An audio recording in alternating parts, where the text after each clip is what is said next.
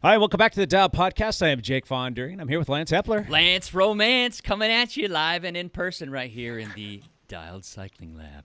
Good to have you back in studio, Lance. Thank you. It's like how many weeks in a row now? It's like 4 weeks in a row, 3, I don't know, something like that. That's almost a record. I know. I'm ready to leave again, but I'm not. Live on the interwebs, I've got Mr. Matt LeGrand with us. What's up, ladies and gentlemen of the internet? You guys are looking fan-frickin-tastic today. And we've got a special guest with us today from BBinfinite, all the way across the country just about. Gary. Gary, how are you? I am doing very well. We're not going to do NPR voices. I thought we were going to do NPR voices. Go for it. Yeah, that'd be awesome. Welcome to I don't have that in me. studio. Gary, pronounce your last name for us. Way down here. Mailhiot. Mailhiot. Okay, I didn't want to butcher that. That's why I just went with the Gary, right?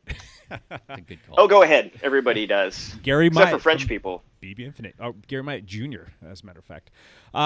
So today we are going to kind of run through a bunch of stuff about BBinfinite. We are huge fans over here. We've been using them for, about 3 or 4 years now, Yep. and have used them to Excellent. solve a lot of problems and to gain some speed. So we're going to dive into that. Got a bunch of questions that we're going to run through.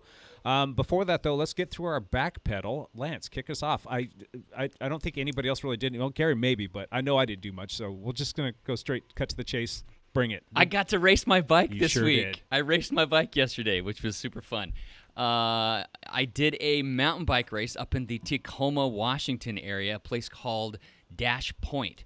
There is a race promotion company called Ws2 Racing. I think we talked about it a couple weeks ago because Paige Edwards, our illustrious, she's not a junior anymore. No, she's women's U23 elite. Yeah, there you go. She's been doing some of their races, and so me and Chris Surratt went up to do the race, and it was a mountain bike race on single-track trails. There were I raced the Cat 2 division, and it it went pretty well. I saw you won that, Lance. Congrats, my friend. Thank you very much. It wasn't even close, Lance. You beat about like 3 or 4 minutes. So like- they did it like time trial style, right? So one person went off every 10 seconds, and the leaders in the series all went first. So there were seven people who started in front of me in 10-second intervals. And you lapped them all, or you passed them all, I'm guessing. I caught him. I caught the last one about 8 minutes into the race. I passed You know how all. demoralizing that? Well, they're probably thinking, unless they're paying attention to the shoot, they're probably thinking, oh, it was just the guy behind me. It was like, oh, no, that was like 7 or 8 guys behind me that just... I was way back there. The funniest thing, I've never heard this before. One of the guys saw me, when he saw me afterwards, he's like, when I saw you, I'm like, oh, there's a guy who's tall and skinny and muscular. He's going to be fast. And I'm like, I don't think I've ever been called tall or skinny or muscular. So that was kind of fun. Yes, it went well. I probably should have raced Cat 1. I haven't raced any You think? Cat 1. Yeah, I haven't raced. I ended up winning there were roughly 50 people in the Cat 2 division, and I won by about 5 minutes in a Sounds like Tom Brady showed up In to a- a high school football game. Uh-huh. Kinda like- Thank you, Gary. It was like a 50-minute race, I think I did. If I had Kinda raced like I see it. If I had raced in the Cat 1, they did 3 laps. I only did 2 laps. I probably would have been close to the top 10 for the whole race and possibly in the top 3. There were a couple of 50-plus Cat 1 guys who would have smoked me. So it wouldn't know. have been a given. But anyway, yeah, I caught some sandbagging flack, and it's probably all true, and it's all from the people who love me. So, but it was just super fun to get out there and race. It was COVID safe. It was time trial style. We had a great time. It was just fun to peg my heart rate for a solid 50 minutes. So that was fun. 49 and change, Nice. right? Yeah, something like that. How about you, Matt? How was your week? Good.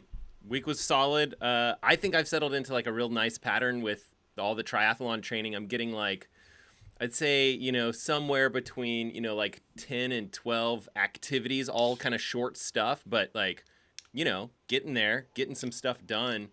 I think I ran like 3 or 4 times. A lot of that was like in the snow. In the Pacific Northwest, we got just dumped on here, which was awesome because my kids they were starved for snow. all the biking was like Zwift, except for Saturday when I went out on Lance's old mountain bike and cruised around at cross country practice. I coach cross country for those of you guys that don't know in the area. And so having the mountain bike is fantastic for that, because I can just kind of like pedal around wherever they go, I can go, and I can do workouts with them. I can do whatever I need to do, or just go do my own thing, which is kind of what I did on Saturday to kill some time and have some fun. So loving that bike. Swimming a good bit when the pool is open. Because of the snow, everything was kind of closed. But yeah, great week of training. I just need to get my cankle to come around, get that thing a little bit better, and hopefully that'll happen by this summer, but we'll see. Very good. Gary, how was your week, man? My week was awesome. Little Rock is not used to getting 14 inches of snow. That is a lot. Extremely unusual. Oh, we got a lot of for here. We got a lot of snow. I mean, they just don't have the equipment. So, I mean, we were basically stuck in the house. Me and a friend of mine, we committed to do a 6-hour marathon on the trainers. Oh. And no, thank it's you. Freaking brutal. It was just brutal. I only did it 3 hours. I was like, I just can't do it anymore. I feel like my soul is dying. You know what I mean? It's just anyway. So that was about it, man. I mean, there was nothing going on. I mean, last time I went out when it was really, really icy in Little Rock, I fell down and broke my hand. Oh no. So I decided that I wouldn't tempt fate because I need my hands to work. So excellent. there you go. So all the fun. I've heard of Bentonville as far as like huge mountain bike. How close is that? How close is Little Rock to Bentonville? Not close enough. Got it. Not close enough, Lance. Not close enough. No, it's about 3 hours from here if you drive like a normal person. Yeah. There's places like Silmo. There's some places around here that have we have some awesome mountain biking trails just out here at something called Pinnacle, which I'm very lucky enough I can see it from my kitchen window. It's really nice. It's the tallest it's the tallest peak around here, which was not much. I mean, but for where we are, it's because we're not even in the Ozarks. But anyway, they've developed so many trails out here because this is Walton country. I mean Bentonville more so, but the Walmart people are really into cycling. They bought High Velo, which is Allied Cycle Works, and they moved that all up to Bentonville. It was down here. And, Orbea is here. A lot of people don't realize that. It's in Little Rock? Orbea is, North Little Rock to be exact.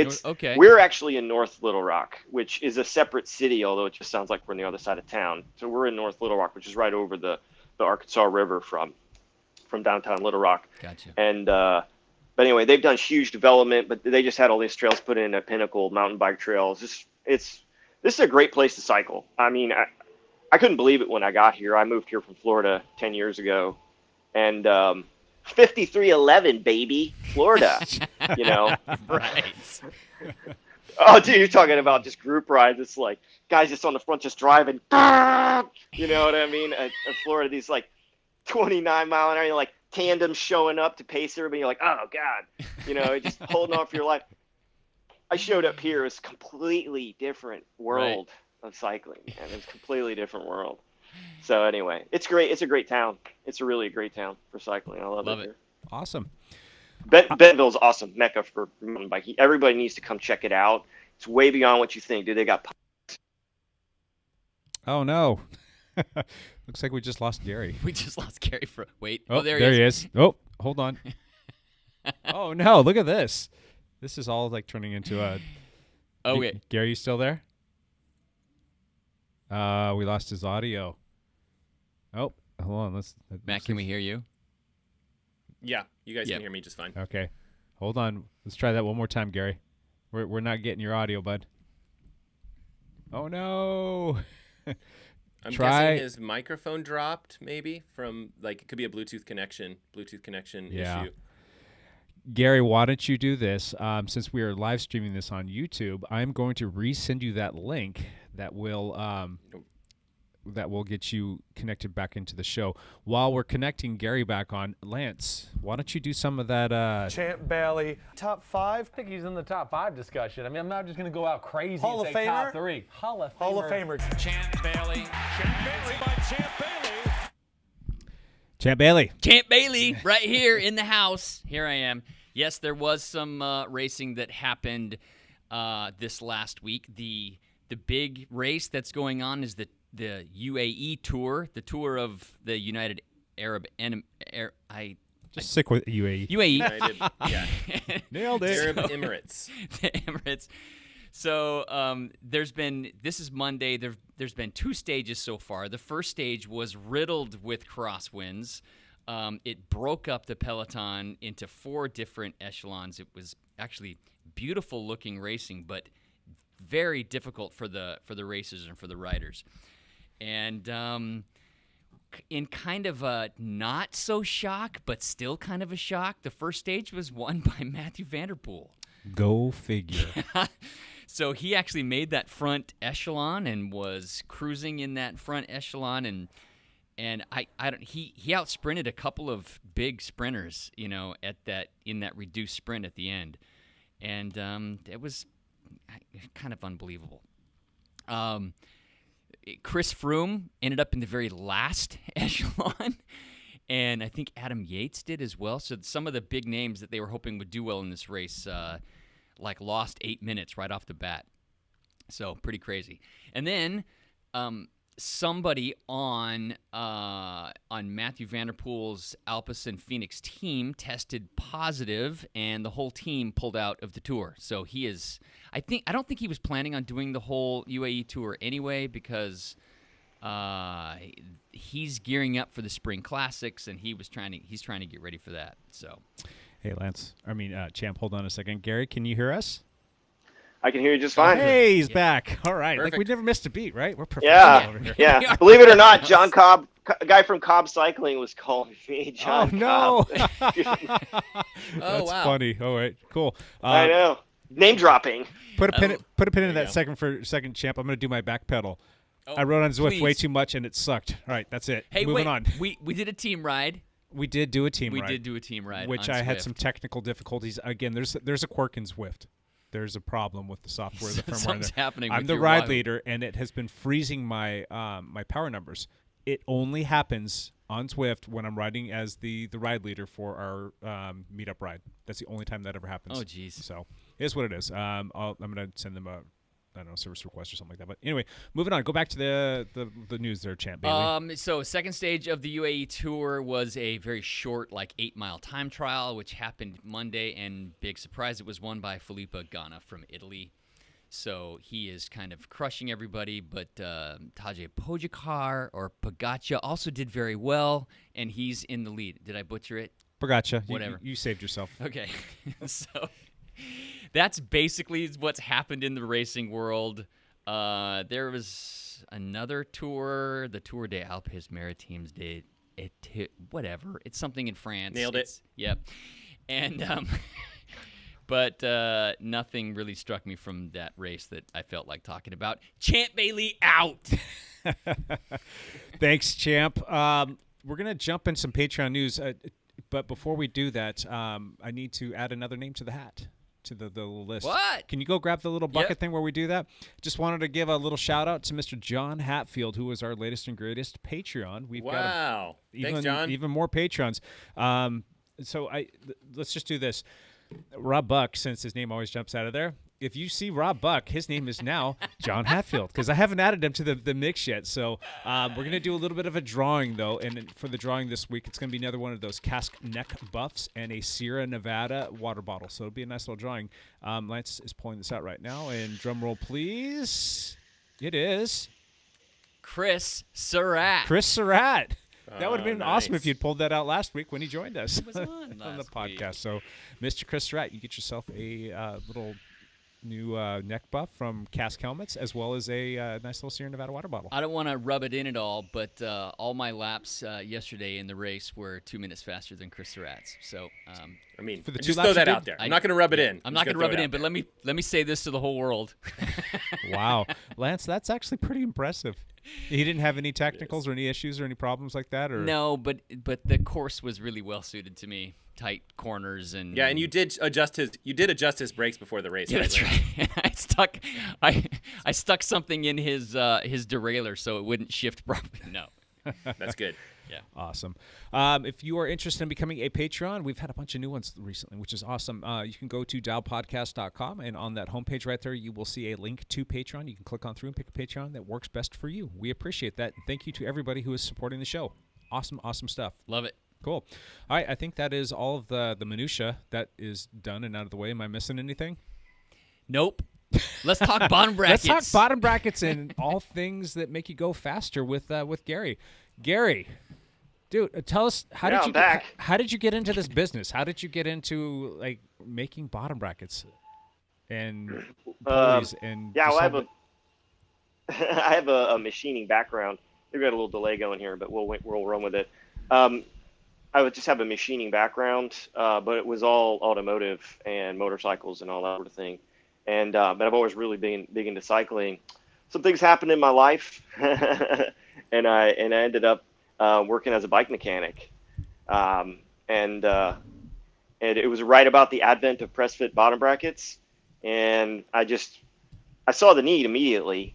And my business partner Wes Wolfenbarger, he's out there running parts right now. So if you guys hear any noise, it's Wes. And running one of the CNC machines. Yeah, I got 2 of them out there ripping it up right now, making English threaded bottom brackets, believe it or not, even though we're here to talk about press fit, most likely. And we just saw, I got this, to keep it even more, I got this Willier Cento Uno SR frame, and it was BB386 Evo that had just come out. And they sent this huge bag of plastic adapters, and I had this brand new campy record Grupo going on there with a beautiful ultra torque crank right out of the box. And I was like, no way, dude. That is ridiculous. I'm not putting this in there like that. And I did. I assembled it so I could ride the bike, and it hardly spun. And I was just like, this is absolute rubbish. And it was a big Cervelo dealer that I was working at here in Little Rock and Cannondale. So that just fit right in there. We just got adopted basically by the Cervelo people like right away because we featured Cervelos in all of our videos. And anyway, so that's what happened, man. That was the genesis of it right there. That was how long ago? How long ago was that, Gary? This is 2012. Okay. Yeah, 2012 is when we were doing that, and it was one of these things where we kind of just looked at it and we're like, dude, let's just make it one piece and just have it all go in from one side. So we went ahead and did that. And it works so incredibly well. I showed it to some people at the shop and had a bunch of dudes, especially on Specialized. At the time, they're all OSBB press fit, which is their 46 by 61. Super problematic. Not because this is a whole other issue. I would defend Specialized to the death. That it was not their fault. It was an implementation issue, not a design. Their frames are made so awesome. They should have never creaked. It's a very sad thing. But anyway, they had huge problems. And so we made bottom brackets for that. We sold a just ton of them here locally because everybody was riding on S-Works. It's just super popular around here. Yeah. And that was it, man. That's the genesis of it. And then we just started making a small run, small batch. And next thing you know, we're here, in our facility making 2 CNC machines running every day and shipping out all over the world. Have distribution in UAE, in Malaysia, Indonesia, Hong Kong, Taiwan. Wow. Yeah. Well, we're real heavy in Asia. We have a really good presence in Asia. I just think they like the unique nature of the design of the bottom bracket, and for them, it's just something really different. It's not coming from China or Taiwan, so I think that's interesting. So, cool. And they love the performance. How big is your operation there then? Not very. We only have 4 employees total. We're all about efficiency. As a matter of fact, I said they were out on the CNC machines. They're mostly babysitting them and then running the CMM, which is what we do. We take each part after it's run and take it over, and we have a machine that measures it. rather than hand doing it with with a mic and stuff like that, which is how we started out. And those are all basically robotic. They're self-feeding and all that. We just need to keep feeding them material. And we're only 4,000 square feet, and we're doing everything out of here. We have lasers set up, so we do all this all marking on the products. You'll see there. We do all that. We do all that here in house. The only thing we don't do is anodize, which we send that out to California, believe it or not. So it's all based in the United States. It's all manufactured in the United States as well. So 100%. Yeah, absolutely. Which we're very passionate about, just because the state of affairs in the United States, we really need more manufacturing here. I mean, I don't want to get into it too much, but I mean, we have a very financialized economy right now. Unfortunately, you go into a lot of schools. My kids go to STEM schools. They're pretty good, but otherwise, a lot of kids are just they're brought in. They're like, you want to have a white collar on and carry a suit, a briefcase to work, and all this kind of stuff. And I'm not against that kind of thing, but to push every kid into that is very detrimental, because some kids just don't want to do that. And also, we need people in this country that know how to actually manufacture things and do things. I mean, if I try to find a machinist right now, I'm going to get inundated with emails after this podcast of people probably sending me their credential to be a machinist. But if you go out and try to find a machinist right now, good luck. Yeah. I mean, not that they're all employed. It's just that there aren't any. There are a bunch of old guys that are dying off, and there's just no young guys really coming up right now. So it's a sad state of affairs. Not to cast a pall over the conversation here, but it's something we really feel passionate about. And the Made in the USA, it only means something if it's a great product. Yes. Just because it's made here doesn't mean it's great. There's plenty of stuff here that's crap, that's made here. But we love manufacturing here. We had a chance to shift our entire production over to Taiwan years ago, and we were under a lot of pressure to do it. Because there were two major bicycle manufacturers that wanted to buy our product OE, and they're like, there's no way we could meet the price. They want it for nothing, dude. I mean, I'm not going to say who they are, but it's all the same way. They just want it for absolutely nothing. And they're like, well, they hooked us up with their people in Taiwan and their people in China, and we were back and forth, and we had them do some samples for us. And after a while, we're just like, no way, man, our product's going to suck. Yeah. So it's kind of like Steve Jobs, when he's like, yeah, how do you become successful? You just don't make shit. You know what I mean? Exactly. That's part of my language. But I mean, that's how you do it. So that's why we do what we do.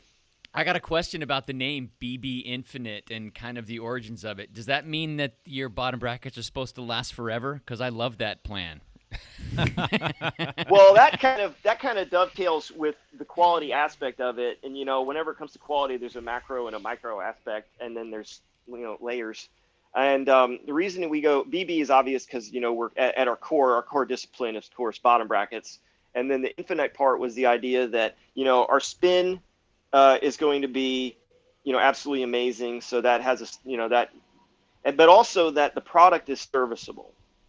Okay. That you can service the bearings in the bike, and if the bearings ever go bad, you can remove the bearings and replace them with new bearings. Yeah. Okay. This is extremely important to us because serviceability is something that has died out on too many consumer products, and we've gotten to the point where we just throw stuff away. All right. We need to stop doing that, as a culture, in my opinion. So in order, it's kind of like be the solution. Right. So, we want to make a product that somebody can invest in initially and that they can use over and over again. We have people that have used the same BBinfinite bottom bracket in 3 or 4 different bikes because, they race crits or whatever, and they wreck their bike out and they pull it out and they put it in another bike. We just think that's extremely important that we all quit making things that are just going to go in a landfill. I have a cracked frame hanging on my wall, and the reason I haven't tossed it is because there's a bottom bracket in there that I know I'm going to need at some point. So it's just going to hang on my wall till I need that bottom bracket. Well, there you go, man. We can you need a number for a good guy that makes that fixes carbon fiber, I can hook you up. There you go. Awesome. We had a big list of questions for you. I'm just going to jump Go for right into the first one. What is the best crank combination according to what bottom bracket standard your bike has? So what's that? I mean, what's your best recommendation there? Well, that's an important question, because I think a lot of people build a bike around whatever. I mean, just off some vague ideas of, oh, I want to run this certain crank in this certain bike, and there's certain cranks that just don't play as well with certain bottom bracket standards as we would like. Okay, we like right here, we have one right here. It's a BB86 dub and 30 millimeter. Okay, these are world class. We love this bottom bracket. BB86 and BB92 were really developed by Shimano. Okay, if anybody knows Shimano, they're not stupid. So what they did is they basically got together and made a bottom bracket standard that they probably were like, no idiot's going to try to put a 30 millimeter spindle in this thing. I mean, it's more like 41 millimeters in diameter.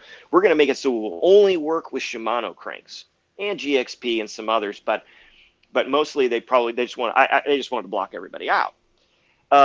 And we outsmarted them by coming up with a 40-30 bearing, which I could talk about. SRAM's using it now.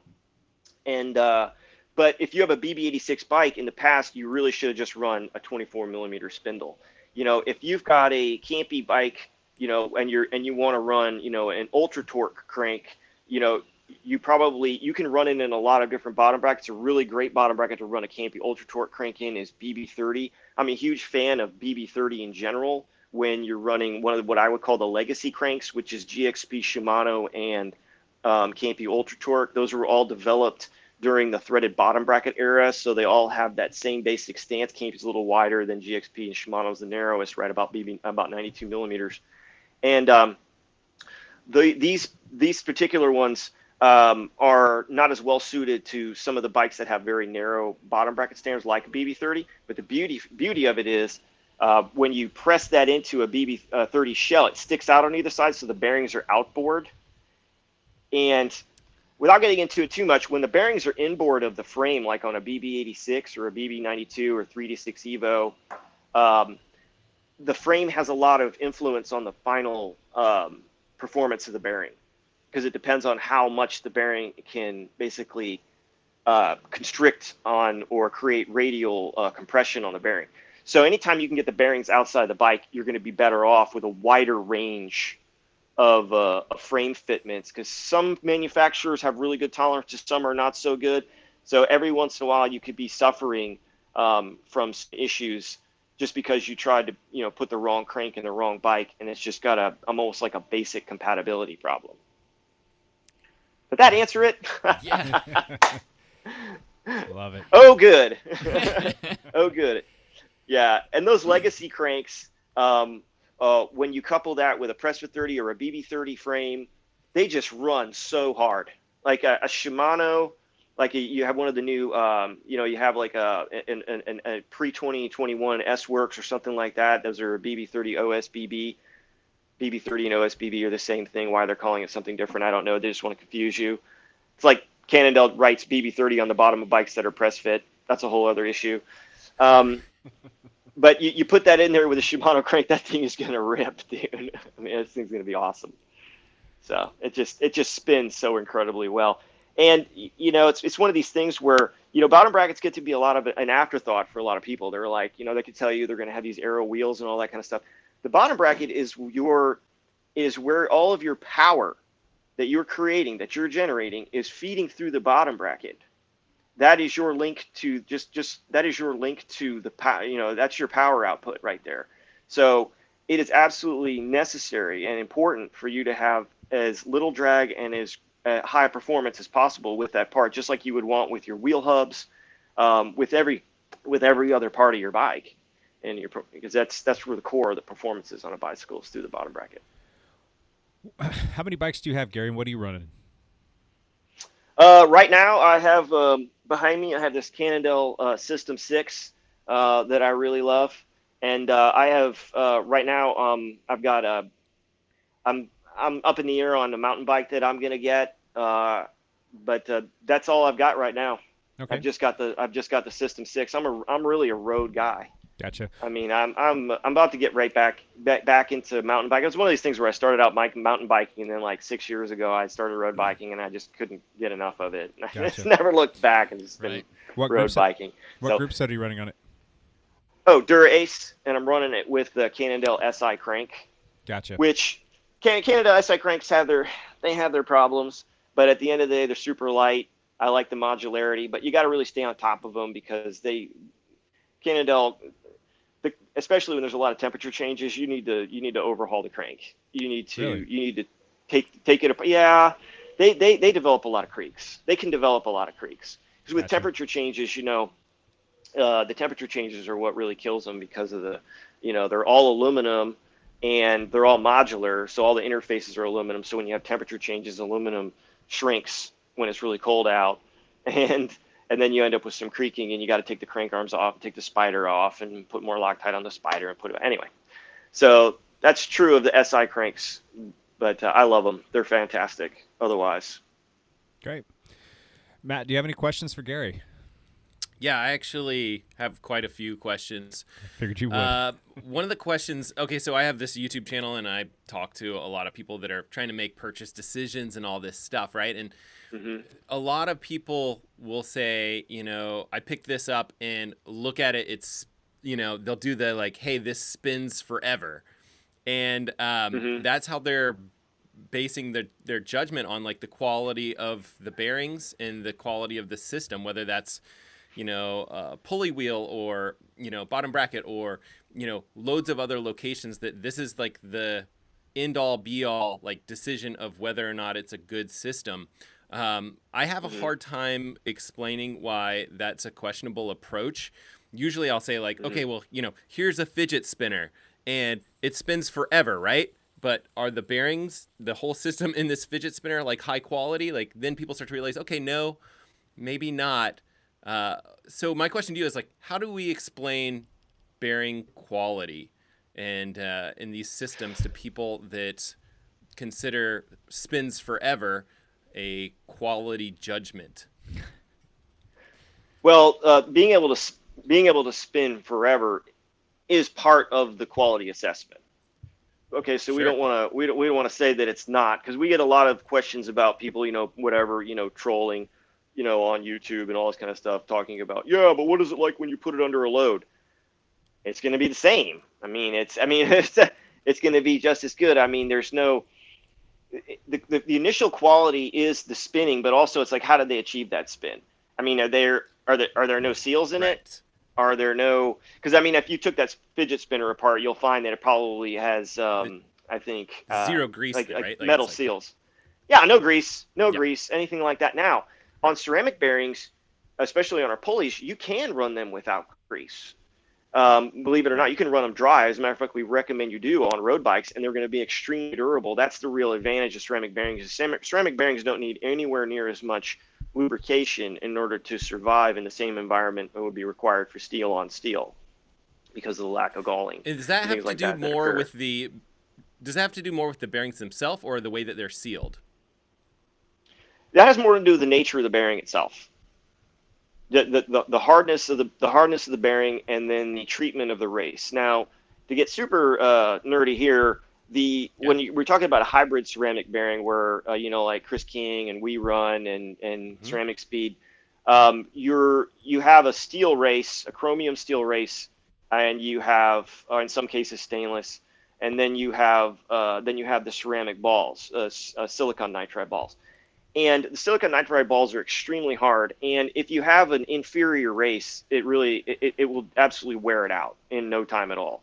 I think everybody's had experiences with cheap ceramics that don't last very long. It's because the silicon nitride ball just completely wears out the race, whether foreign material gets in there or not. It's just going to wipe it out. It's so much harder. So that's why you need to have special heat treatment processes post-production in order to make a race that will hold up to that kind of punishment. And it needs to be polished on the inside, have no stress risers, things like that. And at that point, if something gets in there, it'll pulverize it, essentially. And then, there's also how the bearing fits, like the actual internal tolerance of the bearings themselves are extremely important. You can dial the internal tolerances of the bearings to make a looser running bearing. I mean, if you want to think about like a race engine or something like that. If you want to drop a set of like forged pistons in something, they got like a 3,000th clearance rather than like drop, like a factory cast piston, like a 1,000 clearance. Because that's for expansion characteristics. But it's also, if you want to run that thing looser, you run the bearing tolerances in an engine a little bit looser, just because it's going to wind up faster. You can do the same thing with bearings themselves by running a different fit in them to get them to spin up a lot faster and maintain their spin. And that's why a lot of times you'll see, especially on our products, there is a very slight amount of play. A very slight amount, like you would get maybe out of. If you tried to measure it, you wouldn't be able to measure much out of it. Maybe a couple of thou swing. And this has to do a lot with the internal tolerances that we choose to spec on our bearings that make them run so hard. Okay, and we warranty them for life anyway, so we have complete faith in the durability of the product. I mean, it's not a problem. It's just a matter of those decisions you're making, at the front end, rather than just I get my bearings from a big supplier. If you're some guy, like I'm getting my bearings from a big supplier over in Taiwan or China like that, and I just get whatever they send me. We do not play that.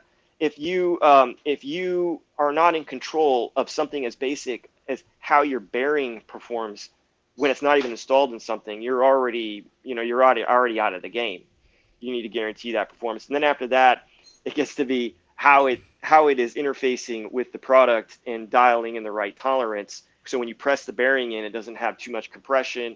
And also, these are being press fitted a lot of times. So what you have is the craziest thing ever in the cycling industry. And that is you basically you're double press fitting things. You're stacking tolerances because you're pressing the bearing with an interference fit into a housing like this. And then you're pressing this into a frame that is then needs to put pressure on it in order to retain it. So you're stacking the tolerances on the inside of the bearing pretty severely. So that's another good reason to run them a little bit looser. So they have a performance, plus they have a bit of a hedge. And we also have some internal features in here. We call it our reverse half grip bearing fitment. You can go on our site and see pictures of how that works, where we really only grab half of the bearing, usually the front half of the bearing, and we have a relief on the backside so that the lines of force are not going directly through the center line of all the balls. It actually is offset very slightly.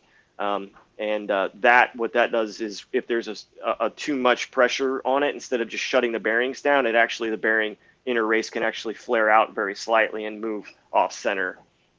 I know, super nerded out right there, but no, this is exactly what I that wanted to hear. went deep.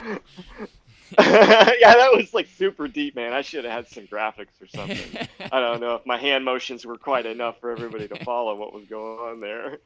But as far as our pulleys go, they're fully in molded, so there's no radial compression on them whatsoever.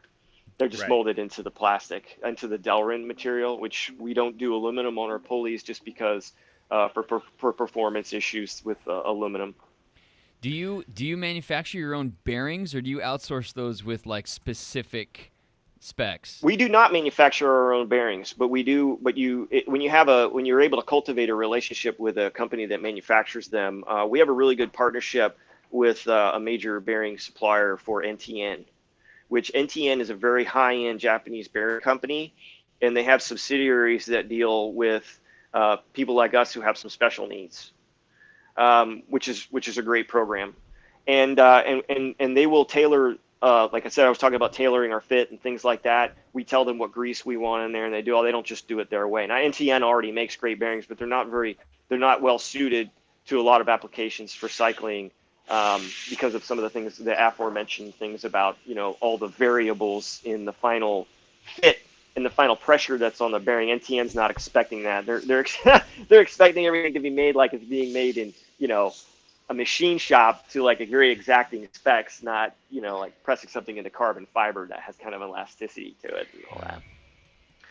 But anyhow, so yeah, we do not make them in-house. We are looking at doing that though. That's a huge undertaking. And I mean, like I said, I had mentioned kind of when we were talking before we started broadcasting here that I really admire Chris King, what they've been able to do.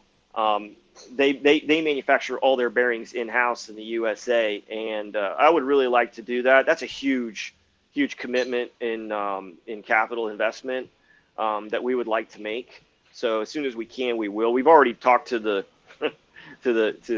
some manufacturers who make bearing manufacturing machines, so we can do it here. But for right now, we've just been too small. It's, if anybody wants to give me $2 million, we'd be in the bearing business together. So, Lance, I know you like to invest. I could throw some money at you. I got $50 in my wallet. No, Chris King's here in our backyard, and they've got a huge operation here. But if I recall, I think they've been shut down all year. They haven't been producing much of anything or if anything at all. I know that Envy's not even offering Chris King as an option on their wheel sets right now, and there's a few other manufacturers that typically work with them that have kind of taken them off the menu as well, which is kind of a bummer. That's horrible. That's horrible. I didn't know that. Maybe that's why Allied Cycling was hitting me up, because they probably need. Maybe. They probably because they were pretty serious. They were pretty deep into the Chris King, and they're probably like, oh crap. They haven't been doing much. Hey. Yeah. I feel horrible for them. Oh my gosh, we've been extremely fortunate here that we haven't had any problems. We haven't been shut down at all, except for like 2 days last week, because it was just epic snowmageddon going on around in Little Rock. I couldn't even get into the shop. Even with all-wheel drive, I just like, screw it, I ain't even risking it. But we haven't been closed down for COVID or anything like that. Good. So why don't you run through a little bit of a product list for us real quick? What are the main things that you're working on? Is it just pulley wheels and bottom brackets, and that's it? Yeah, we branched out into doing wheel bearing sets for a little while, and it wasn't anything wrong with it other than it's hard to find wheel bearing specs on every wheel on the planet. Yeah. They don't really publish those very dependably, and they change at a whim. But we decided we just wanted to settle on our core competence, which is bottom bracket performance and pulley wheels, especially with the bottom brackets, that it's extremely underserved from a purely performance standpoint. Okay, there's a lot of companies out there that make a solid bottom bracket, no doubt about it, especially if you're talking about threaded or something like that. But there's nobody, or there wasn't anybody out there making a bottom bracket specifically for the performance market. Now, of course, we really made our name because our stuff doesn't creak. Okay, because that's really the main complaint with PressFit, is everybody's like, that's what they're trying to do. They're coming to us to solve a problem. Yep. It just so happens that the design that's required to make something, here's a T47, for instance, the design that's required to make something not creak also happens to be perfect for performance. And that is because you get perfect bearing alignment. What we are doing basically is we're making a wheel hub, like a front wheel hub on a bicycle. And we know how nice those spin. We're making one of those that you press into your bike, or in this case with T47, screw into your bike, because we make it all in one pass on the CNC machine. We're not doing multiple processes. We're not turning it around and machining one side, turning around, machining the other, because then you could have, a few thousandths of deviation from basically center to center between the bearings. And we want to have no deviation center to center on the bearings. I mean, we want that thing to be we get them absolutely perfect, and that's the core reason why our performance is what it is, because the bearings are perfectly aligned. There's a lot of other features that come into play, but at the end of the day, that is what does it. And it also is why it doesn't creak, because it's not multiple pieces. Nothing can come loose. Even thread together ones kind of become unthreaded, and they need to be pulled out and put back together and things like that. Never have that problem with a one-piece design. It completely solves the problem of and performance and creaking all in one, just like that. Gotcha. All right, so on YouTube right now, we've got a few people that are chiming in. We had one ask a couple questions. Scott Troutman wants to know, how sealed are your bottom brackets for a cyclocross bike? And he's currently running a Specialized Crux with the BB30 in it. Right. This is always an interesting question, because it's the balance between sealing and performance. What are you trying to do? Okay, do you want to go as fast as possible Yes. And I'm not saying they're mutually exclusive. I'm just saying that in perspective here, if you want to go as fast as possible, you do not want something with very aggressive sealing on it because it is going to slow you down. It's just a fact of life. There's no way around it, and there's no way to keep water out. I don't care what you do. It's just going to happen. So for anybody looking for something that they want to go out and just pound, day in, day out, they can use our product for that. It's not a problem. But if they're looking for something that they will never have to do maintenance on, there isn't anything. If you never want to do maintenance, you'll just be replacing parts. So, we get people running our product in cyclocross, mountain bike, and have thousands of miles on the bearings. You do occasionally need to do some maintenance. It's super easy to do. We have videos on how to do it. You're just popping the seals off, flushing it out, putting some grease in there, sticking everything back together. It's really not a big deal. But, most people neglect their wheel bearings. I mean, we get bikes in here for bottom brackets all the time, and their wheel bearings are completely blown. They're just completely shot, and they had no idea. And because there's a lot of things we just neglect, and because you know how it is, man. I mean, if you've got an hour in a day, you'd rather ride your bike than work on it. I Amen. completely believe me. Yep. Believe me. You're like, you know what I mean? It's like, would you rather ride your bike? Yes, 100%. All you have to do is look at the chain on my bike, and you'll see some. Yeah.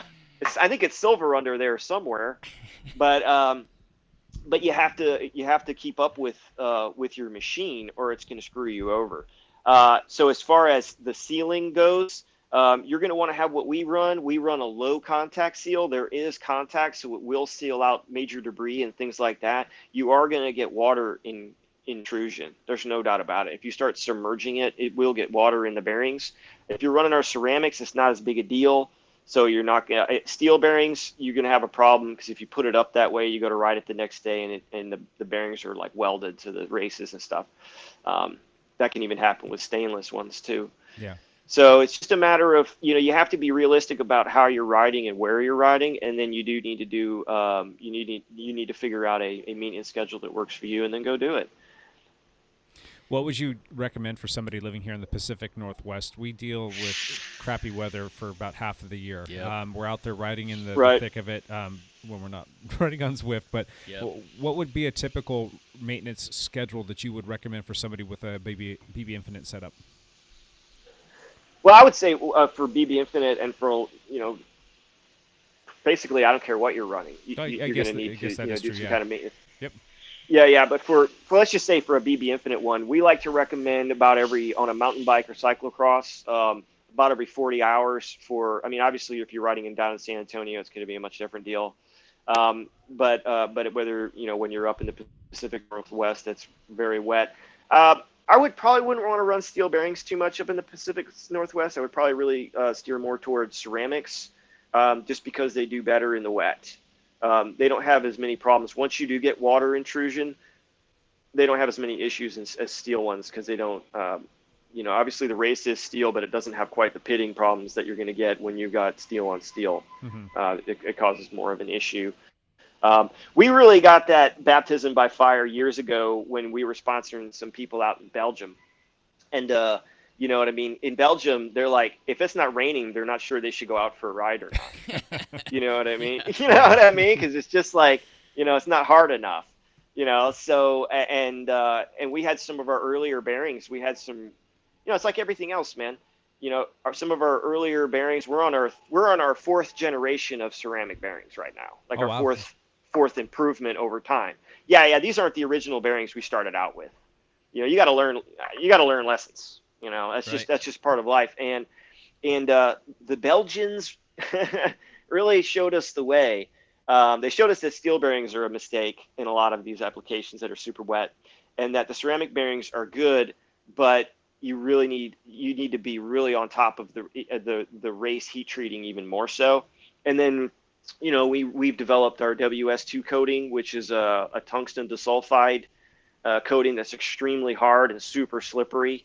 They use it on like Dana rear ends and stuff like that in like race cars and on all kinds of stuff because of its low coefficient of friction. And that's been a real game changer as far as, keeping keeping everything running really well. when there's really ugly situations as far as the weather goes and the with conditions. with the ceramic bearings, they should be smoother, they should last longer, and they're more expensive, correct? They're more expensive because they're more expensive to produce. Okay. That's the main reason by far. They're a lot more expensive to produce Yeah. than steel. As far as smoother, we have our ABEX 7 steel bearings are freaking tremendous. Yeah. They are really good. They were so good that it really, we needed to up our game a little bit on the ceramics even more because they're really good, and to be able to outperform them is pretty difficult. But as far as for, like we said, weather conditions go, I would really favor the ceramics more in really bad weather. Wet. When I say bad, let's just say more like if you're in England, places where people go out and they ride in the rain. They don't they don't avoid it. Then Portland. ceramics way to go. Every Portland. cross race. Yeah, like where you guys are. Yeah. Yeah, exactly. So when I get back from a ride, and let's say that I had a steel bearing in my bottom bracket, I need to rinse my bike off. I need to clean it because it's going to be covered in everything. It's going to be pretty beat up. Protocol for the bearing though, once I'm done like spraying everything down and cleaning and drying my chain and lubing the chain, what should I do for my bottom bracket after every ride? Is using an air compressor sufficient to kind of try and blow some of the fluids out of there? Nah, and I really wouldn't. Here's what I would do is I would just like with your wheels, Yeah. I would assess them, dynamically. I would just pull, I would, once I had the bike up in the stand, I would roll the wheels and see if I can feel vibrations through the frame. I would pull the chain aside, and free spin the crank and see if everything seems to be working fine. If it's working fine and you've done maintenance, in a reasonable amount of time, I would just continue to ride it. It's not one of these things you got to, like a dragster, like every run they're pulling the heads off of it, Yeah. in the pits or something. It's not like that. It's just something you need to be mindful of on some kind of regular schedule. And there's just races like the Dirty Kanza. If you're not taking your entire bike apart after something like that, you're doing yourself a disservice because, people wear out cassettes and chains and what I mean, in one race. Yeah. You know what I'm saying? I mean, I've seen people do it, in quite a few races, not even 24-hour races or just completely wasted drivetrain in a single race just because, the grit aspect and all that sort of thing. So you just need to be mindful and kind of assess the situation and go on your own experience. You'll get a feel for it, what kind of maintenance schedule you should be on, and then follow our rough, guidelines for like about every 40 hours or so, do an actual take it apart and maintain it on a mountain or cyclocross, and on a road bike about every 2,000 miles or so. Those are good. Those are good all arounders. Yeah. Gotcha. Matt, you said you had a list of questions. What else you got for Gary here? Yeah. Okay. So another question that I get a lot is kind of like, I would say the way to describe it would be like watts per dollar gained. These people that are trying to buy speed and things like that. This is tough too because it's like bearings tend to be not the highest kind of watts per dollar gain that you would get when you're looking at like making an upgrade. However, like you mentioned, like durability is like such a huge thing that people kind of overlook when they're talking about this stuff. What are you guys seeing from the time trial dorks and the guys like that are just like, I'm willing to fork over cash? Right. Yeah. The guys that are doing tries and especially time trials are going to be a lot more sensitive to it because they crunch that kind of data. I mean, they're all real number crunchers. They ride a lot of the same courses over and over again in similar conditions, and they're real attuned to, their bodies and all that kind of stuff. So you can get a lot of good dynamic data from guys that are just going out and doing that. We have a lot of people that partner with us doing that, sharing their data with us. We've got some people on the U.S. Olympic team that are nice enough that are running our products on the Paralympic team. Jason Makem, what's up? And some other guys that are, they're, top flight athletes giving us over some data. But at the end of the day, I think the ultimate question is, the word is thrown around, or the term is thrown around, is like incremental gains. And when it comes down to it, every gain is incremental. that is what we're all chasing all the time. We're chasing it with our own fitness. When we all want to go out and see improvement, right, over a course, and how are we doing that? We're doing that incrementally, right? I mean, it's a little bit at a time. Sometimes we go back, sometimes we go forward, but ultimately we want to take 2 steps up. If we're going to take one back, we at least want to take some up. So when it comes to drivetrain efficiency, they are all incremental gains. That's just a fact. They are, but that can't be belittled in the fact that Right. if you could gain the same amount or lose the same amount in your PR, if you can gain 10 seconds in a PR by changing out a part, that might not sound like much, over a 43 kilometer time trial or something like that, to do like a 2 second or 3 second gain or something like that. But I mean, I don't know. I've been around plenty of races where people win by literal hundredths of a second. So Right. these things are important. Now, are they, then the thing is like, well, what about when I'm just going out riding with my buddies? That's up to that person to make a value judgment at that point. Don't you want to beat your buddies? Who doesn't? I mean, I want to throw them all into the Yes. pain cave and watch them suffer and just, see, my goal at every ride, whenever I'm in a group ride, would be to make everyone that was riding with me at the end of it they're questioning their choices, right? You know what I mean? I want them to be like somebody at the end at least to grab their bike and throw it in a ditch and go, screw this, man. You know what I mean? I want to ride with Gary. And That sounds familiar. that gets done to me more than anything, but just saying, it does depend on your goals. And I understand what the question is, like,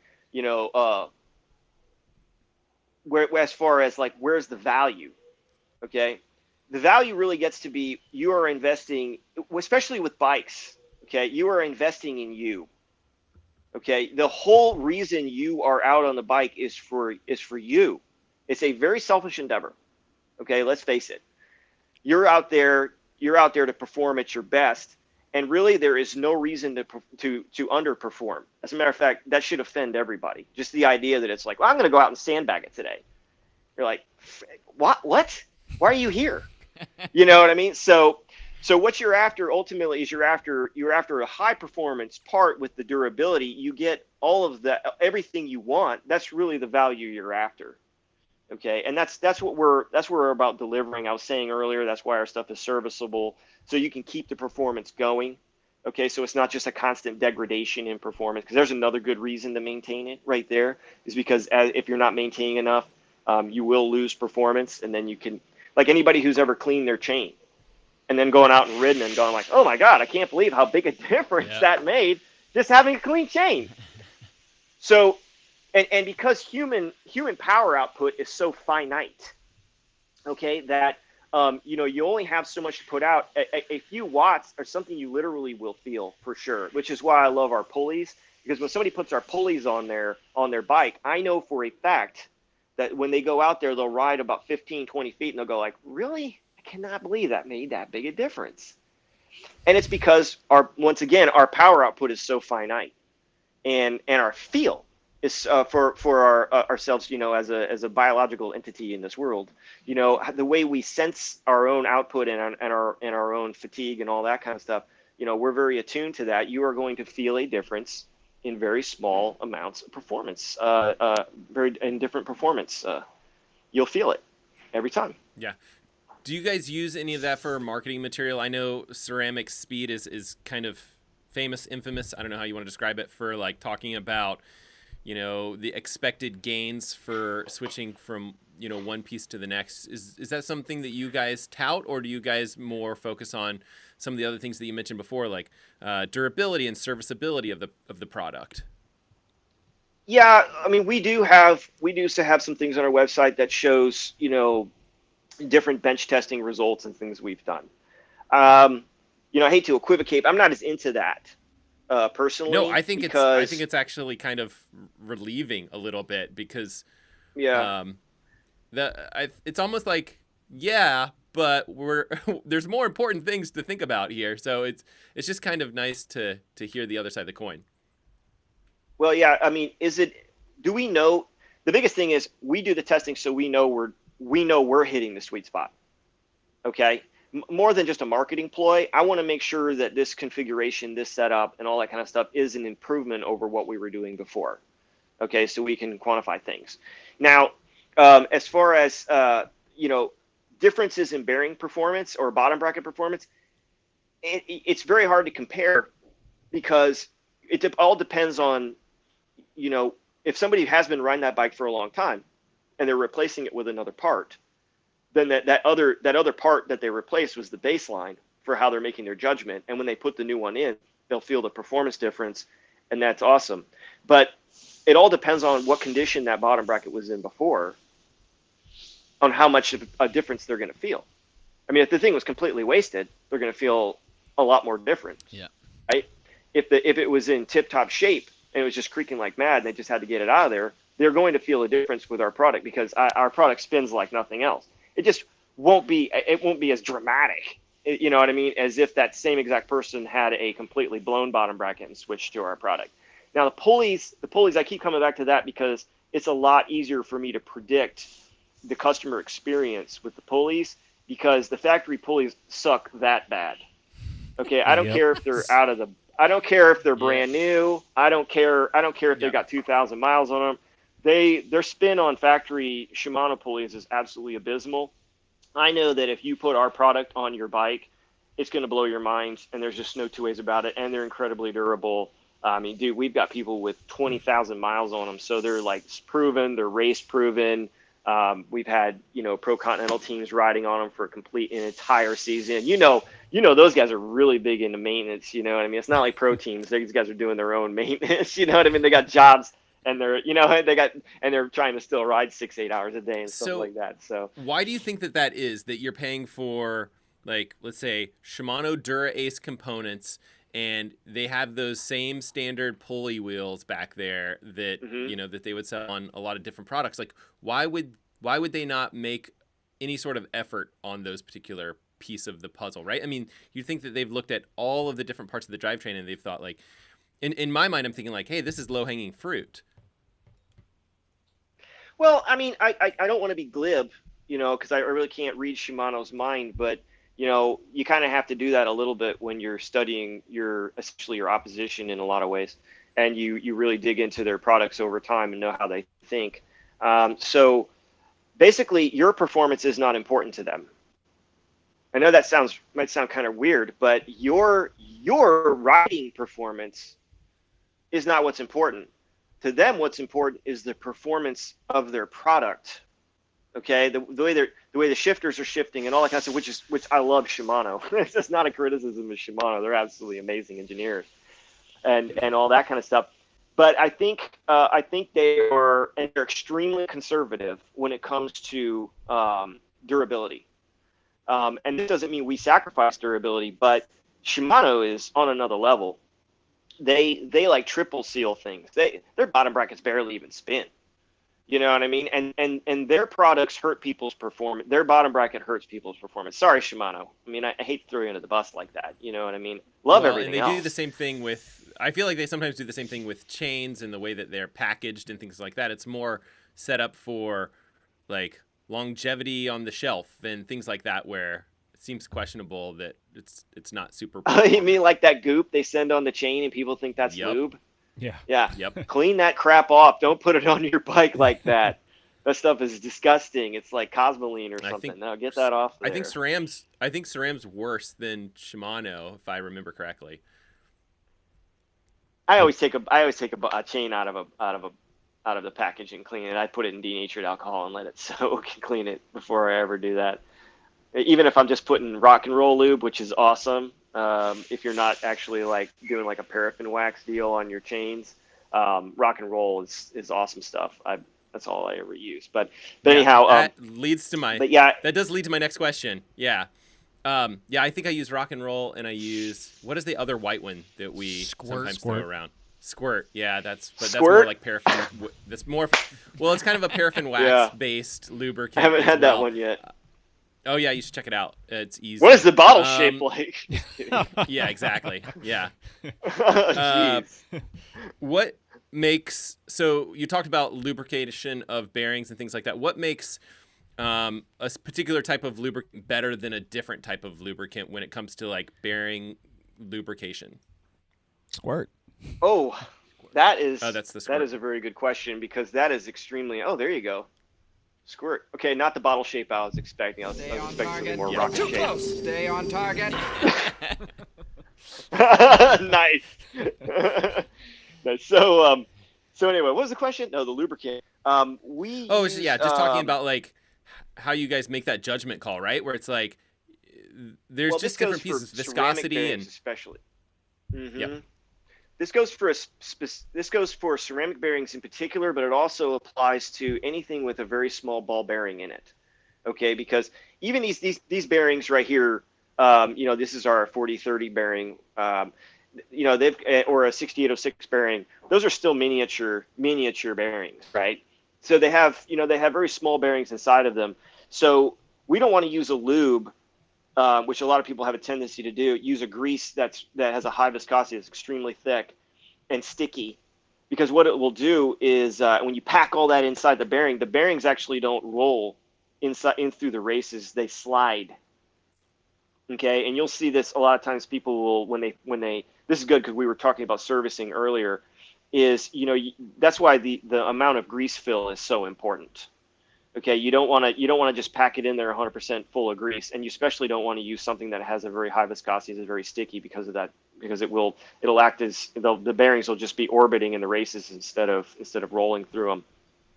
So we use a Kluber Isoflex NB52, which is a really cool, which is a great lube all around. It's great on all of these bearings. Ceramic Speed, you could use Ceramic Speed's lubes on our bearings. We don't care. Because it's another one. You basically you get it between your fingers. It doesn't feel like it's sticking together. You know what I mean?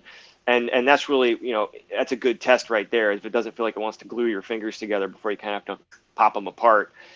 You want something with a low viscosity so that the balls can get the lubricant that they need, which is great with ceramics, especially because you don't have to put that much in there. It gets that little bit of lubrication and ease, and they're able to roll as they're going around, because I don't know how people understand how ball bearings work, but that's what's happening is as the inner race is turning, the balls themselves are spinning inside of there like little wheels, and they're spinning in the opposite direction, right? So the inner race is going to be spinning, let's say, clockwise, and all the little balls are going to be spinning anti-clockwise as it goes around, which is why there's left and right, which is why there's left-hand threaded bottom brackets like this T47 and threaded English, is because the idea is the action of the bearing spinning will naturally be tightening the bottom bracket. It's kind of a mind twister, but anyway, as those balls are spinning through there, you need a low viscosity at the end of the day. I guess that's the final question. So you don't want to be using a grease that's inappropriate for bearings this size. It's extremely important.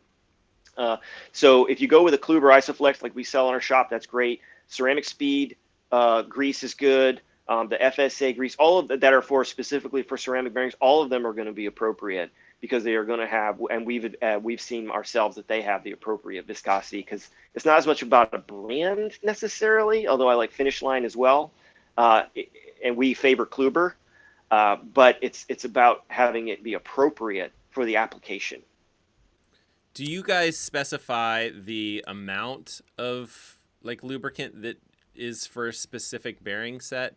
Because I think that would be super critical too, if you have documentation on that sort of stuff for people or mechanics. Yeah, it's hard to it is Right. hard for people in the field to reproduce that, though. I mean, when I say, oh, the best would be like a 30% fill, somebody's like, what? I mean, at that point, I would need to have a preloaded syringe with, it's like if you have a 6806 bearing, this syringe, if you put all of the grease in there, will be the right amount, and that's just unrealistic. That's just not how it goes. Like preloaded. What I would say is, you want to, once you get it all cleaned out, you want to basically, if you put grease in about half the bearing, or you skip every other ball, and just kind of squirt in between there, and then just roll the bearing around to distribute the grease, you're probably going to be okay. Okay, but to get in there and just packing as much as you possibly can is actually a big mistake. Even with the low viscosity greases, they're extremely forgiving. That's another reason why we like them, is because you're less likely to put too much grease in there. Like it's your Volkswagen Super Beetle or something like that, and you're repacking the bearings and you just try to put as much in there as possible. That's not what we're after. Yeah, Yeah. This is my classic mistake where it's like, oh, this stuff is good. I better go with a lot of it. Oh, exactly. It'll make me fast. Without a doubt. Yeah, grease is one of those things that's clearly not that way. That's a great question, a great response. Thanks, guys. Lance, Problemo. Lance has got another little laundry list of questions over there. I think we could go on for days here, but yeah, let's keep rifling through them. When I think about BBinfinite, my automatically thought is they're smooth and they're quiet. And I think, am I getting kind of, is that what you're trying to portray? Is that what your product does? It should be smoother and it should be quieter. Well, it should be dead quiet. The whole thing where somebody's like, well, I went to my bike mechanic and he said that, well, these kind of bikes just creak. There is not a bike out there that some guy designed and it just creaks. It just doesn't work that way. Your bike should always be quiet. It shouldn't be creaking anywhere. I mean, drivetrain noise notwithstanding. So, so as far as smoothness goes, to have the most solid pedaling platform is really what we're after. Okay, because you want to have somebody as they're moving through, when they're riding their cadence or whatever, when they're moving through that full range of motion, it just feels like butter, like you're skating on ice. You know what I mean? That's what we're after. At the beginning, we set our standard. We said, how do we know we've succeeded in making a press fit bottom bracket perform the way we want? And it said, if it spins like a circa 1990 Campy square taper bottom bracket. Because those things were like, spin it, come back, 6 days later, and it's still spinning. I mean, they were just absolutely mind-blowing, the performance. And they lasted forever. So that was really my that was my benchmark, because I had quite a few of those systems in the, throughout time. And I used to be a huge Campy guy. And still love Campy, don't get me wrong. It's just, unfortunately, it's incompatible with a lot of the newer bikes, which is really unfortunate for Campy. They need to I don't know what they need to do. I can't tell them. They know their business. But, I mean, get EPS if you've got something with crazy housing, like really like crazy bends and stuff like that, because the mechanical stuff just really suffers on that because of the way their mechanism works. But anyhow, I digress. That's how we knew it, because we want to be absolutely dead silent, which is what we get with the one-piece design. And then from the bearing quality, the bearing fitment, which is why I love T47, is because T47, I never have to worry about T47, if somebody's going to press it into a frame that they got from a manufacturer that's maybe not as, let's just say, as good with their tolerances, for lack of a better term, that they might have a degradation of performance, and it makes our product look bad just because their frame is over compressing it. With T47, that's never going to be a problem, because it is threaded on the outside.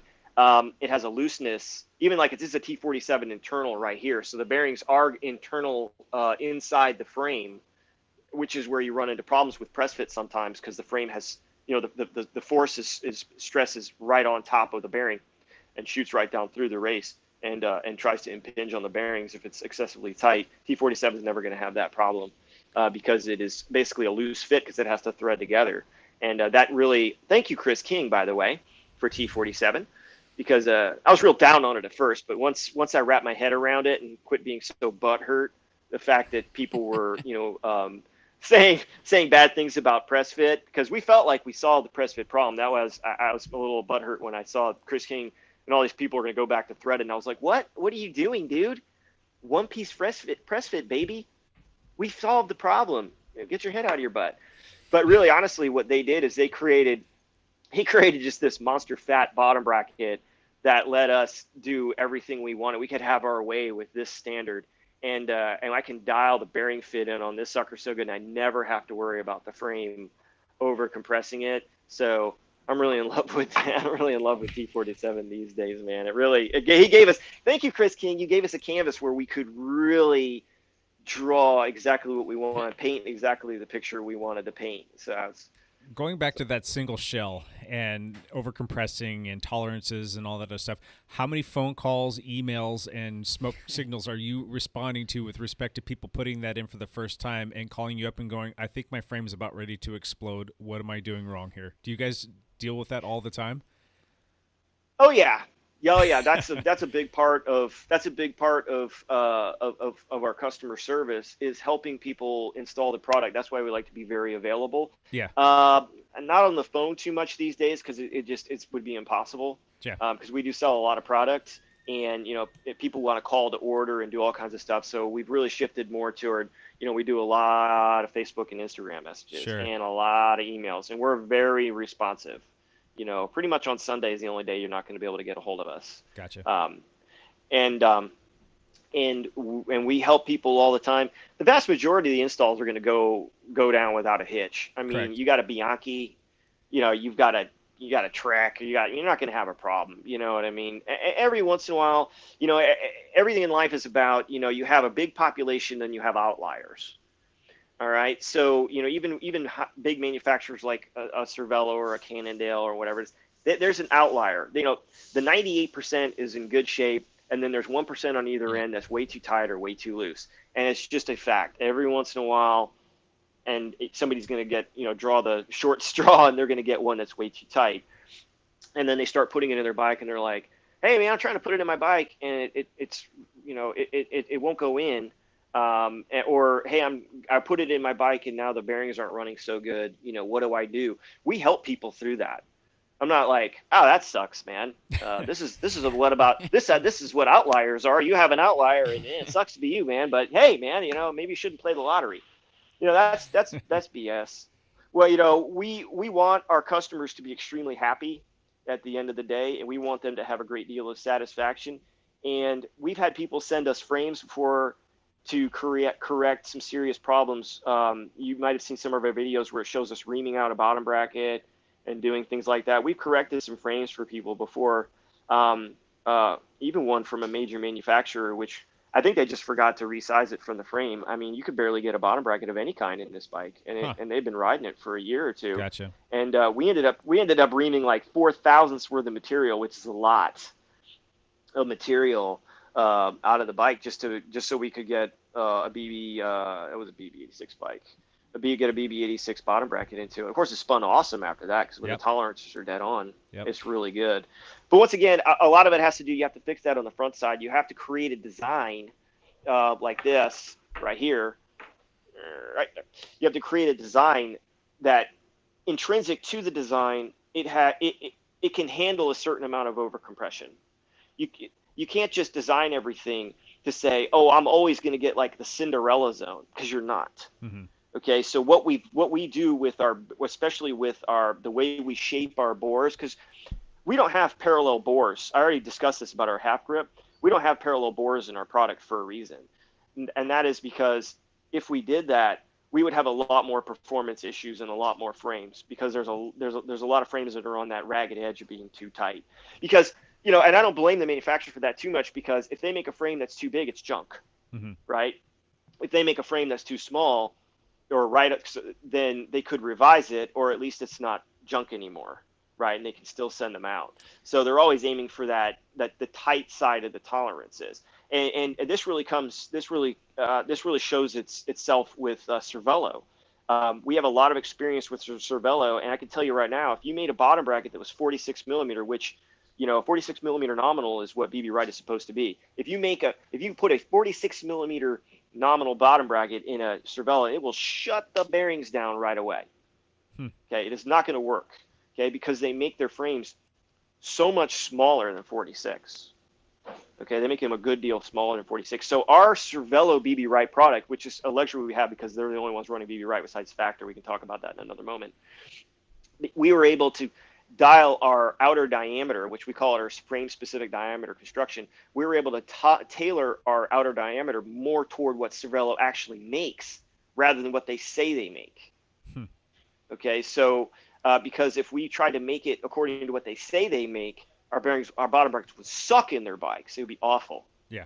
So we actually had to go with a slightly smaller dimension. You can buy one of our products and mic it if you want to know what that is. I'm not going to say. But we make it to a slightly different dimension in order to get the performance we need to get out of Cervelos because of the way they actually make their product when it comes off the line. Good. Not everybody's like that. I don't have the luxury with that with BB86, which is just so ubiquitous right now, thanks to Shimano. But everybody seems to be all the people making BB86 seem to be working out pretty well. They're really hitting that number pretty good. So a 41 millimeter nominal bottom bracket fits in it like a glove and works really well. Gotcha.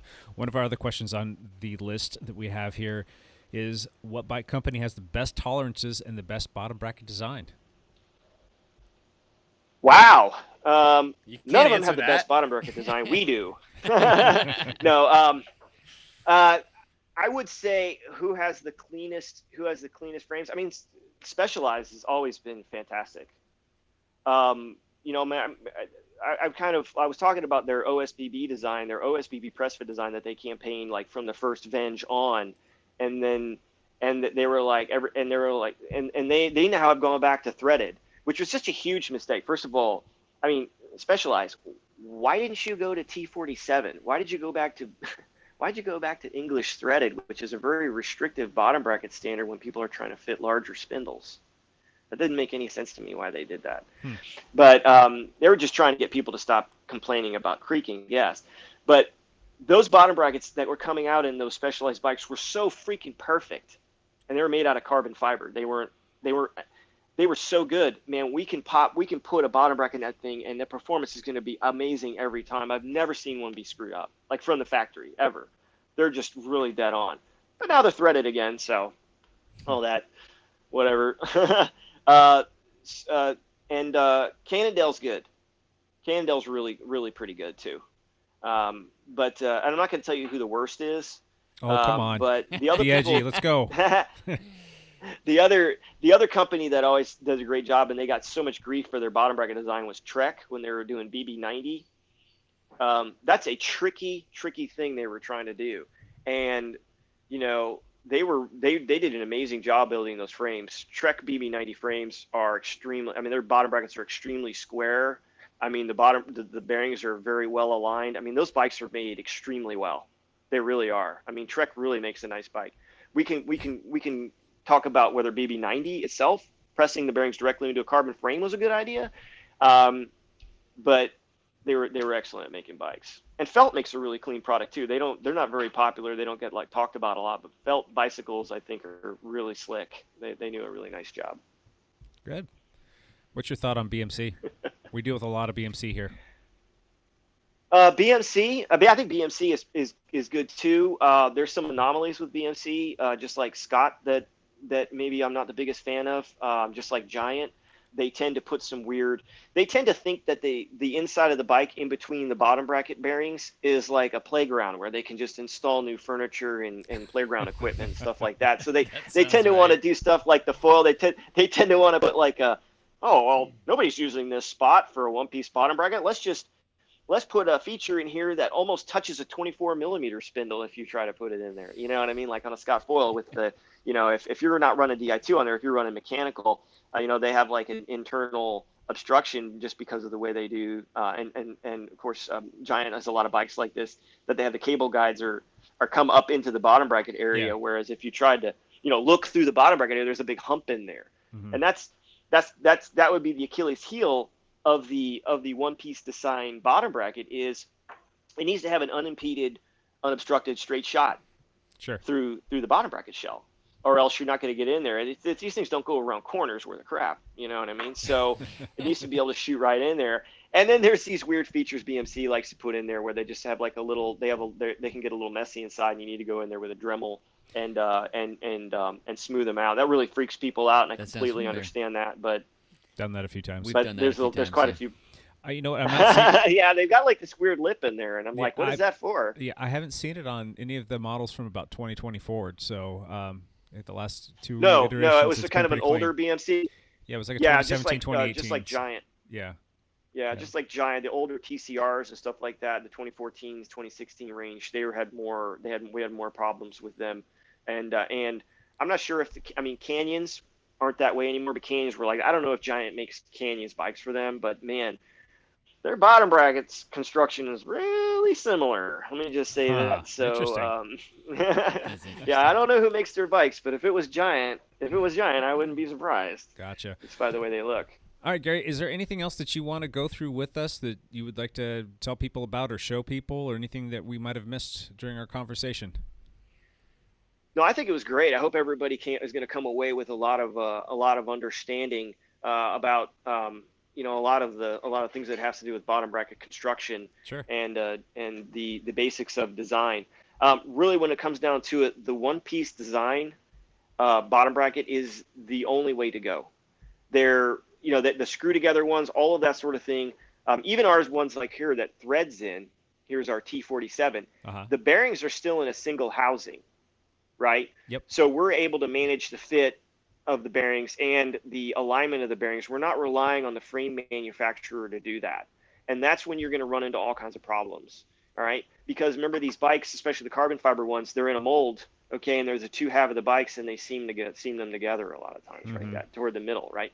So to have perfect alignment through the bottom bracket shell, it could easily be off a thou or two or more, and that's all you need in order to start to impinge the bearings and things like that as you force a spindle through there, and it wants to align the inner races out of phase with the outer races where because they're pressed into the frame, and the inner races are trying to mate to it. So at the end of the day, the one piece bottom bracket we would think should dominate the bottom bracket space going forward. I don't understand why anybody's making anything different right now. Probably should put that right side up so people can read it. I don't know why anybody's making anything different right now. I mean, there's we have a patent on the one piece design, but I expect other people to be making it just because it's such a no-brainer. And once again, I don't understand why any manufacturer wouldn't be moving in that direction, because it solves all the problems they're trying to solve. Whether it's press fit or anything else, it solves the creaking problems, it solves the performance issues. It makes the bearings last a lot longer, because when the bearings are not in an advantageous position for their operation, they won't last as long, because you're putting forces on the bearing in different spots. You're making the bearings and having contact in unevenly, and we have bushings in between our races to stabilize the inner race on all of our press fit 30 and dub.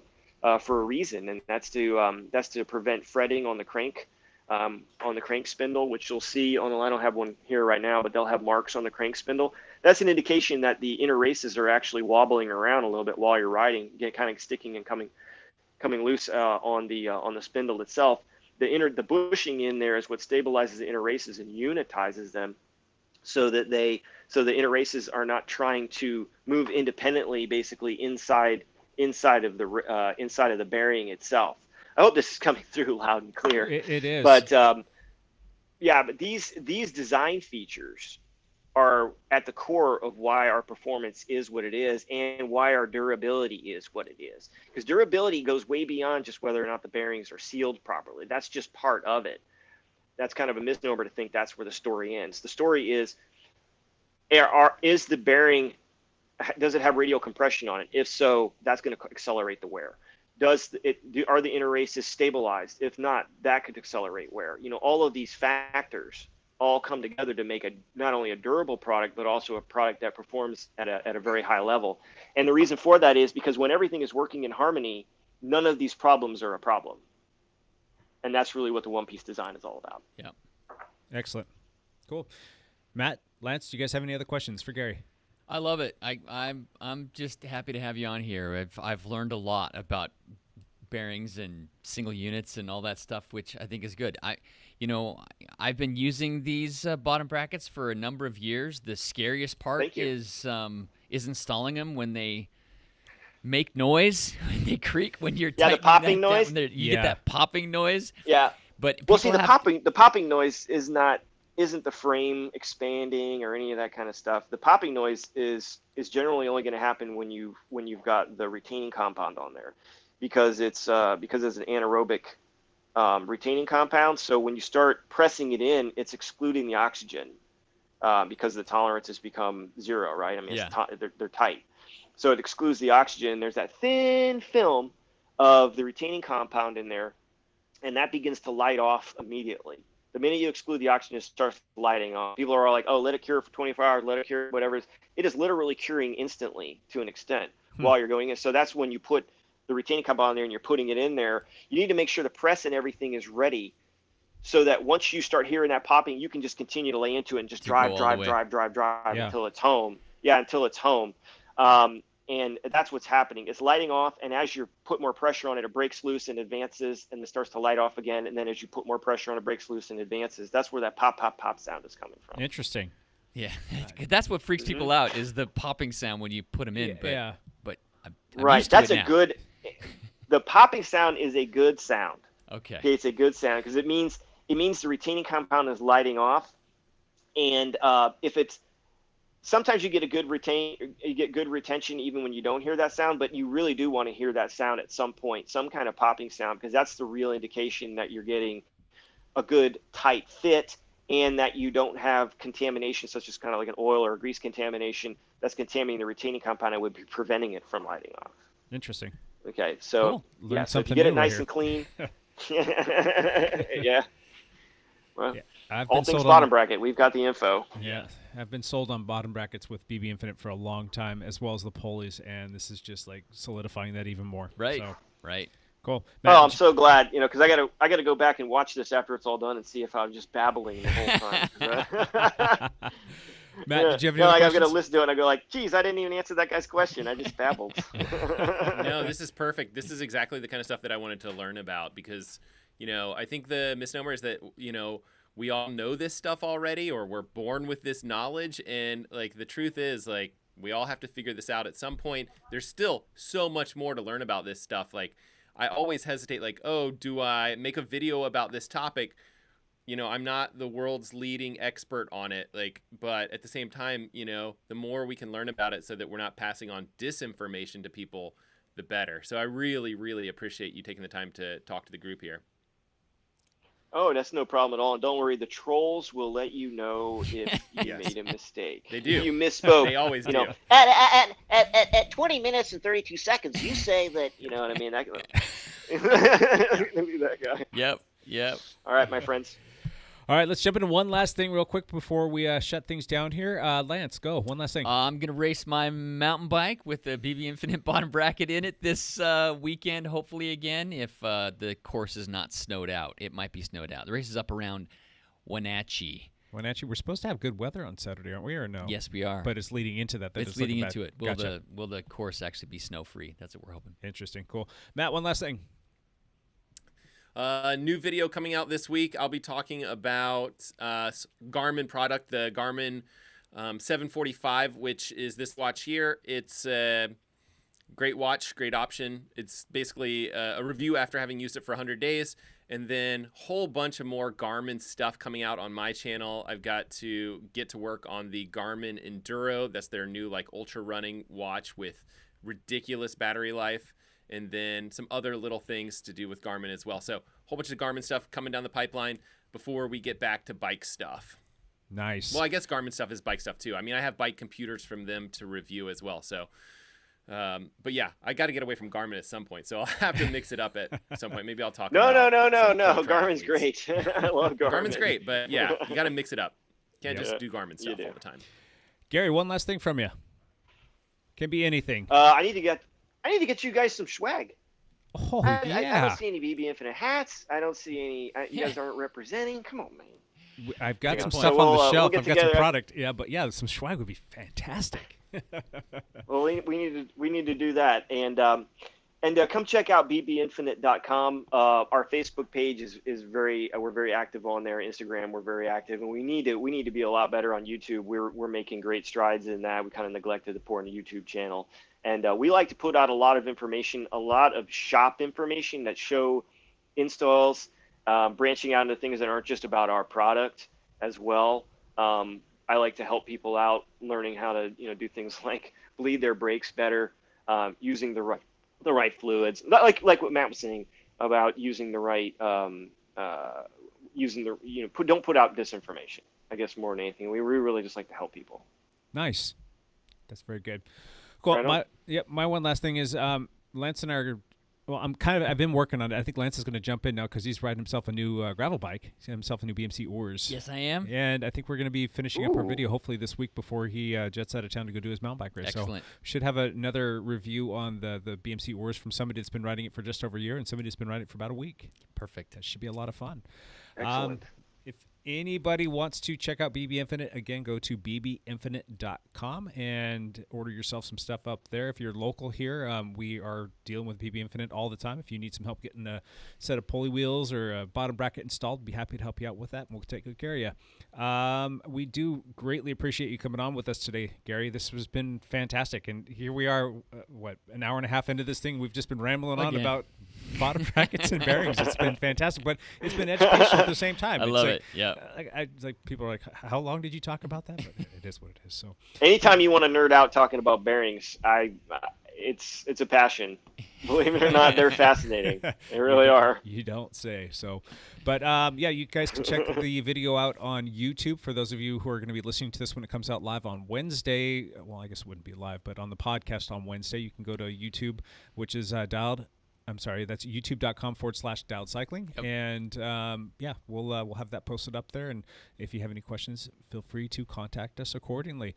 Again, everybody, thank you for joining us. Gary, take care. Thank you for your time. Until next time, bye for now.